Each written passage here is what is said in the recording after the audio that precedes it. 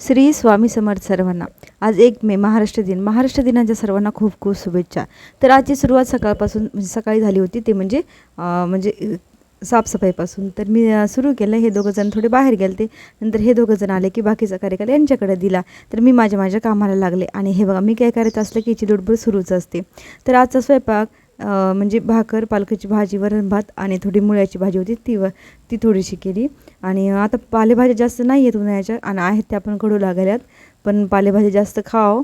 तर त्याच्यानंतर डायरेक्ट रात्रीचा शूट घेतला रात्री, कारण दिवसभर एवढं ऊन आहे, बाहेर काही जाता येणं चाललं आहे। डायरेक्ट आम्ही रात्रीला बाहेर गेलो होतो, म्हणजे आणि एरवी पण सकाळी आणि डायरेक्ट रात्री थोडंसं थंड वाटायला। मध्ये दुपारी तर एवढं ऊन आहे, म्हणजे बाहेर जाणं पण शक्य नाही, आणि मला वाटतं जास्त लोक पण रात्रीलाच बाहेर यायला।